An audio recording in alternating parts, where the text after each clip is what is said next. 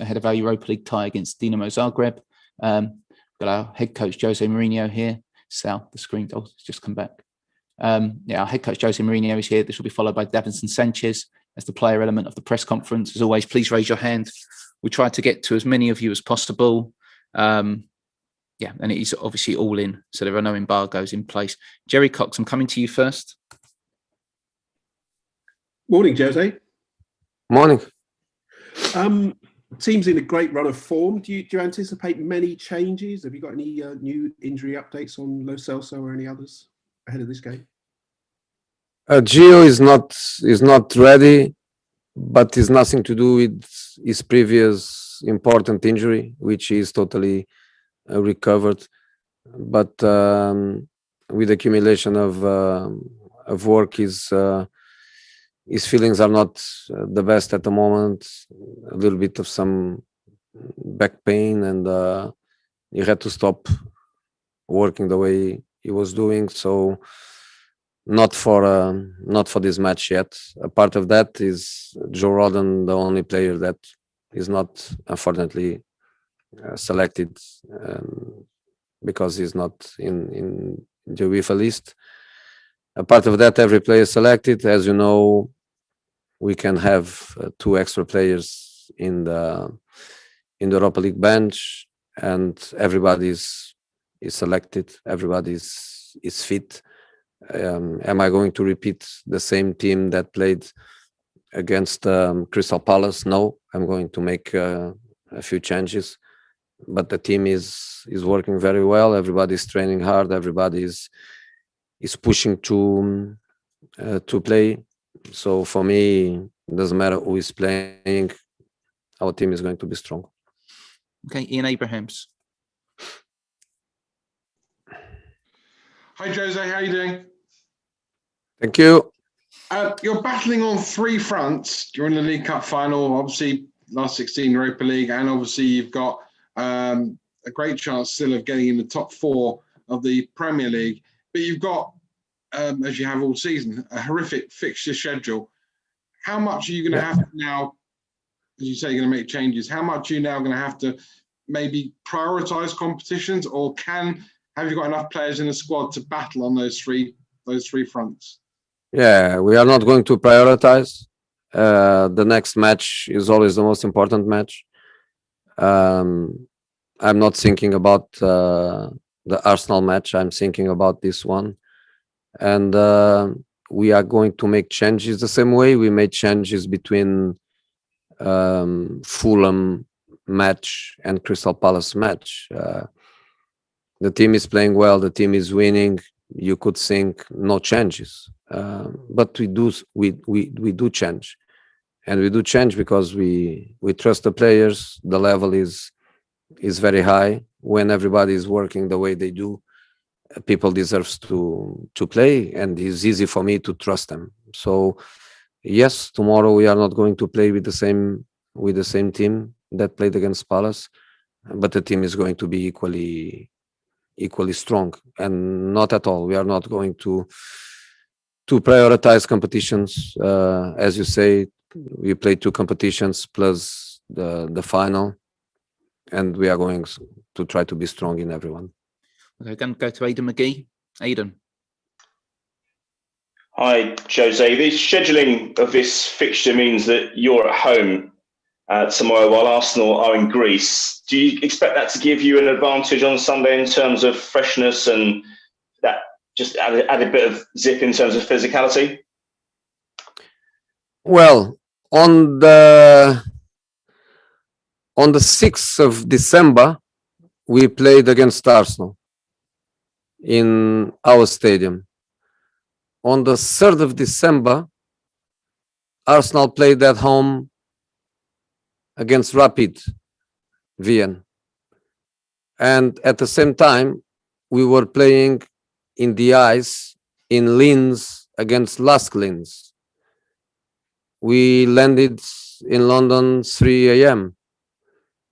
Was that an advantage for Arsenal?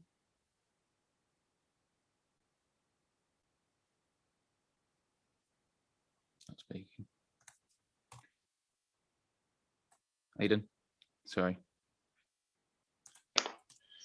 Sorry, I got the answer there. That's cool. Do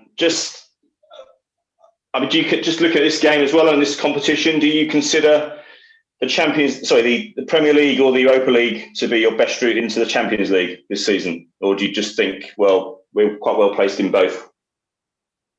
I don't think. I think about trying to win tomorrow and trying to win Sunday, trying to win the next match in Europa League, trying to win the next match in the Premier League, and I think that's the way it has to be. It has to be done, and that's the way I want the players to feel. We are not going to throw away any competition. If we are knocked out in Europa League, it's not because we didn't go strong. Will be because the opponent was better than us. And in the Premier League, if you don't finish top 4, it's because other clubs, they did better than us and they had more points. But we are going to be strong. Okay, let's go to Matt Barlow. Hello, Jose. Can I ask you? There's a lot of debate at the moment about the future of European football, with a lot of the big clubs trying to seemingly grab more power. Can I ask you to share your thoughts on that, and also ask you, next season there's a third competition in Europe, one which Spurs could end up in. Is there a real motivation to avoid the competitions in Europe where fixtures become more congested? Look, I am nobody. I am just a football hard worker guy. You know, I'm a coach. I work hard. I try to do the best for my players. I try to do the best for my club. And I try to be outside anything that is not in my hands. It's a little bit like the IFAB and decisions about the handballs and decisions about the offsides, and you have just to wait for the important guys to make decisions, and we have to adapt to it. The only thing that doesn't change for me is the nature of football, which is the next match we want to win, and the competitions where we are involved are the competitions that we are trying to do good. What will be decided will be decided, and of course there are things that are very difficult for club coaches, but we have to adapt, and that's it. Okay, let's go to Ellie Gold. Hi there, Jose. Hey. I just wanted to ask you, it's been 20 years now since Daniel Levy became chairman of Tottenham Hotspur. Obviously, you've seen it from the outside and also from the inside recently. I just wondered what you've made of Tottenham under him on and off the pitch. Look, for me, I always look to my bosses with the utmost respect, and to be very, very respected. I think I don't feel very comfortable to make any comment on my bosses. The only thing that I can say is that for 1 year and a few months, our professional relation is good, and of course he tries to give the best conditions for us, and of course I try to give the best from myself and demand the best from everyone that works with me and around me to make the club more successful and better. But I don't feel very comfortable to comment, apart of saying that I have the utmost respect for him. Okay, Matt Dunn. Hi, Jose. Hey. Given I wasn't allowed to mention him last week, Gareth Bale, with a player like that, do you need to manage his time at his stage of his career, or when he's in the form he's in, do you just want the momentum to keep going? I want the momentum to keep going, but we have to manage him. And as I already told, I believe I told, the communication with him is very good. I believe that he trusts me. I trust his experience, his judgment, his feelings, his knowledge of his body. And basically, in this moment, we are deciding together what to do. In the other day, during the match, I found Andre Mariner, the fourth official. He was laughing at us because probably he found it funny, my conversation with Gareth during the match. And we were looking to each other and we were saying, how many more? 5 minutes more? 10 minutes more? And we were making the decision together. So Mariner, I believe, he was laughing a bit because he understood what was going on. And with Gareth, the relation is really good. He's playing very well. Of course, I would like him to be on the pitch 90 minutes of every match. Is not possible. Sorry, Stipe Sladayev, did you put your hand up? Yeah, sorry, because obviously you don't seem to put your hand up on the computer. I'm just unmuting you if you'd like to ask a question. So Dinamo is considered, as obvious, a huge underdog in these two matches.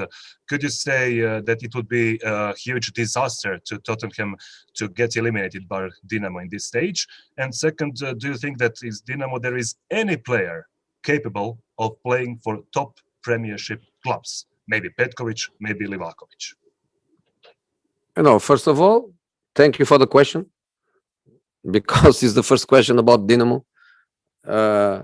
I'm here for Europa League a match, but in the end, you are the first one to ask me a question direct to the game. I don't think at this level we can speak about underdogs. A team to be in a fight for the last 8 to be in the quarterfinals is, of course, a good team. So the underdog story doesn't fit too much in the way I think knockout football. So no, for me, no underdogs. A very good team. They defend a lot and well. They are good in counterattack. They have technical quality. They have physicality. It's a good team. They have experience. It's not the first time they are playing in Europe. They play in Europe every year. They played in Champions League very recently. They have international players for different countries. This is a big step up in relation to the previous challenges that we had before. So the teams that we played before in Europa League are a complete different level than Dinamo. So it's difficult time for us. They have good players, of course. Can they play in the Premier League? I think their agents will be very happy if I say yes, and they would use my words to promote the players. So I'm not going to do that. Okay, we're going to go to Momir Yelovak now. Are you there? Hello. Hello. Can you hear me? Okay. Yes. Thank you. I already got the answer, what I supposed to put the first question about Dinamo. But Jose, I have another question, because usually the people thinking about your defense philosophy of the football, but at the last time, it's revolution or evolution in your team, because you are playing fantastic attacking football and you have so many attacking players. Is it easy for you or difficult for you to compose the team for these occasions? Thank you. No, it's not difficult, because we played an incredible number of matches already, more than 40. Hopefully we will have, I don't know, 15, 16, 20 more to play until the end of the season. And we need to rotate players, or players like it happened in the last match. Harry Kane didn't play 90, played only 80. Gareth Bale didn't play 90, played only 60. Then Lamela played 30. Then Vinicius played 15. In this moment, without injuries in attacking areas, we have lots of options, and doesn't matter who is on the pitch. We are speaking about quality players. The team is with good attacking dynamics, but as I was saying before, Dinamo defends very well. In many moments of the game, they are playing with a line of 6. They transform that line of 4 in a line of 6, and then they have a low block and they defend with a lot of people. When they recover the ball, they go fast to counter-attack with fast wingers, with a striker that is a good link play. They know what they do. The coach has to be good, the players are good, and the opposition is difficult. Okay, we've got time for 2 more, so we'll start with Jacob Steinberg, and the last one will be John Cross. Jacob. Hi, Jose. One of the important guys that you mentioned before is Andrea Agnelli, whose club Juventus last night were knocked out, incredibly by your old team, Porto, last night. I just wonder if you think under some of these reforms that are being proposed, if some of these upsets that you've been involved in the past would be possible in the new format that's being talked about. I have nothing to say about it. The only thing that I can say is that I always feel an emotional connection with my past, and Porto is an important period of my past, and I'm always happy when my past is happy. So a big night for Porto, and I'm very happy for them. Okay, last one, John Cross. Hello, Jose. Nice to see you. Sorry, I'm slightly nervous about asking this one, just because you were asked about Daniel before. But it seems that it's 20 years this week. You clearly have such a strong relationship with Daniel. I think we can see that. I think that Tottenham, like many clubs, it has to be said, have gone through very difficult times through the pandemic. Because of the new stadium, the challenges, and so on. Just how nice would it be to mark this season, 20 years with a trophy? You're clearly in the market to do that. You're well placed and to do that. And just about your relationship with Daniel, that's so clearly strong, and he's someone that works so clearly very, very hard for this football club. It'd be nice to. I would love to help. It's not me. I would love to be part of a work that can deliver a trophy. I would love. I don't think sometimes it's fair for a owner, for a CEO, for an administration of a club, for a president to be judged on trophies, because trophies many times they depend on others too. They depend on others too. I think there are many ways to look at work in football, and the work has been done in this club, independent of the trophies that the club didn't get in the past years. The work is undeniable. The club is a big club, big club in many aspects, very, very well organized in many aspects, and that's an incredible work from him as the big boss in here, but from the whole structure that works with him and works for him. So I don't think sometimes it's fair to judge just on the trophies, but trophies are the salt and pepper of football, and I would love to, not just for him, for the players, for the fans, for everyone.